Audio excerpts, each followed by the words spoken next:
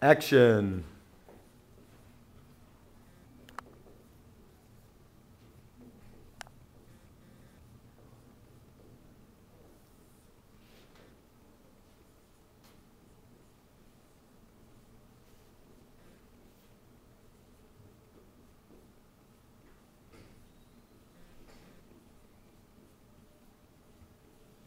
And when you're done sharing in pairs, just share with another pair or sit there quietly. We'll get started in just a moment.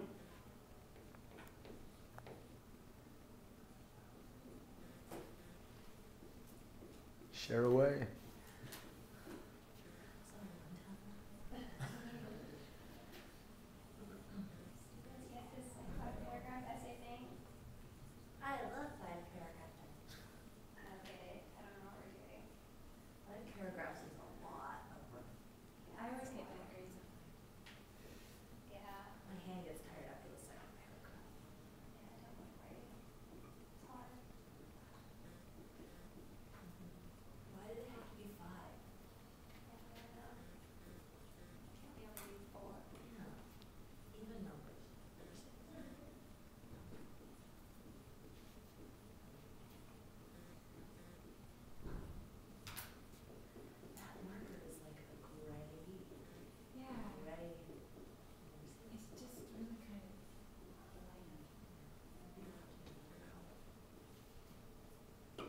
Okay, so let's check out today's learning target together.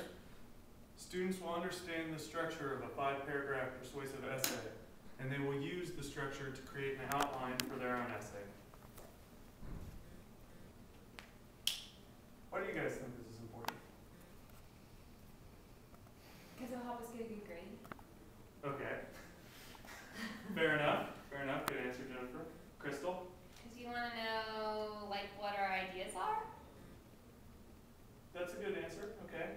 Any other thoughts on why this could be important? Maybe you want to convince someone of something someday. Exactly. Why is it important that we know how to argue effectively? For your journal activity, just now you all wrote about an argument that you've been having in the past week, or a debate that you care about. Would the outcome of that debate or argument have been any different if you had been able to argue differently, do you think? Me? Yes. Yeah. Yeah. Okay. Maybe if you were able to organize your thoughts a little better and present a better argument, you would have been able to convince somebody. Okay. This is really important because pretty soon you guys are all going to be convincing everyone of things. That's part of growing up. You're going to try and convince everyone that you're right. And for example, you're going to have to convince your parents next year that getting a driver's license is a good idea. At the end of the year, I'm sure some of you will be convincing your teachers to change your grade. And maybe pretty soon you'll be trying to convince that special boy or girl to go to the movies with you on Friday. So it's important that we know how to argue effectively. Crystal? Well, why do we have to write it out? Why can't we just say it? Because it's important to know how to write it out. Well, why do you guys think it's important to write it out instead of just knowing how to say it? Sometimes if you write it out, you can think about it more clearly than if you just say it. That's true. Maybe you have time to make better arguments. That's true. Very good answer, Jonathan. Okay. So let's keep that in mind. Let's get started here. Okay.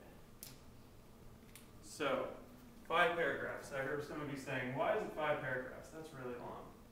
I will show you.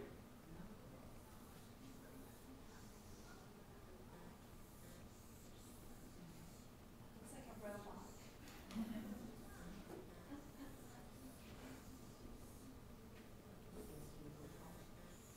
Looks like a spy.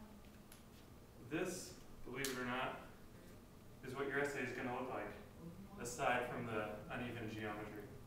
I'm not a math teacher. So this will be your introduction. These are your 3 body paragraphs, and this will be your conclusion. So let's start up here. What do you guys notice about this shape? It's an upside down triangle. Yes, very good, Katie. Okay. How does the triangle start and how does it end? What do you notice about that? Starts wide. It's big up top and small at the bottom. Okay. So we could say it starts broad and it goes down and becomes more narrow until it gets to a point. Right? That point is going to be your thesis. And the broad start up here, that's going to be your hook. Now we all remember from last week what makes a good hook and a good thesis. So we're going to start broad with our hook, right? So that we can capture our reader's attention, get them interested in what we're about to say, and we'll slowly move down and become narrower and narrower until we get to our point, our thesis, what we want to prove. Okay. And then this would be your block of evidence that supports your thesis.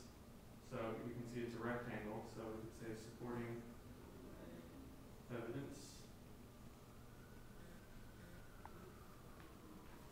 number 1.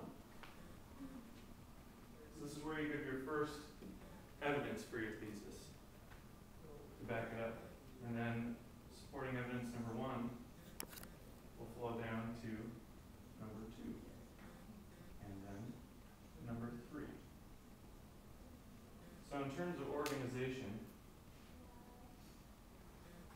how many reasons do you need to develop to support your thesis?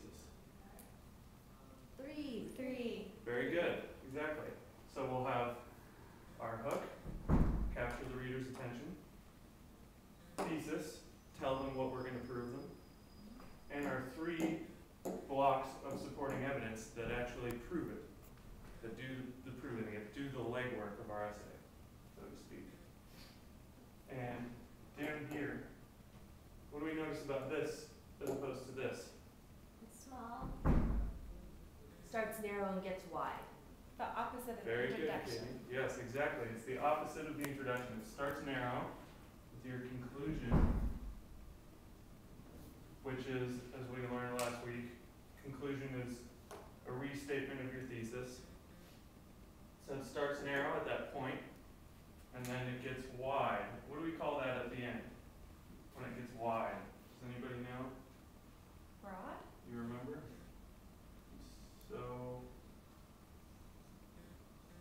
So what?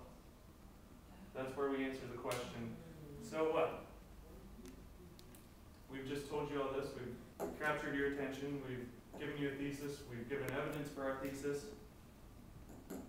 This is where we tell you again why it matters. So after the reader has gone through all this, they might think, okay, that's a nice argument, but so what? What does it matter to me? That's where we bring it back out broad. Give our reader the so what. So how are you all feeling about this model? Give me a thumbs up, thumbs sideways if you're understanding it. Okay, Crystal, what questions do you have? I'm not sure what you mean by evidence, because I know that the thesis means that I need to argue something, but like when I think of evidence, I think of CSI and like blood. Okay. So what do you mean when you're asking for 3 pieces of evidence? Well, don't get any blood on your paper, Crystal. What was an argument that you've been having in the past week? What did you write about in your journal entry?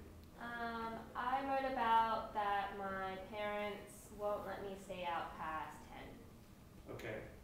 And so you want them to let you stay out past 10, is that correct? Yes. Okay. Why do you want them to let you stay out past 10? Why do you think that you should be allowed to stay out past 10? Because I'm a grown-up and I should be able to do what I want. Okay, that's your supporting evidence number 1. I should be allowed to stay out past 10. Supporting evidence, I'm a grown-up. And I'm more responsible than you think. What other reasons can you think of that you should be allowed to stay out past 10?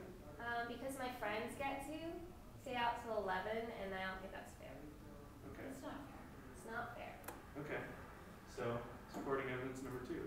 All my friends get to stay out past 10. And if you don't get to stay out past 10 as well, then it's not fair. Okay. So My is that parents making a little more sense to you? Yeah, kind of. Okay. So evidence is more like just reasons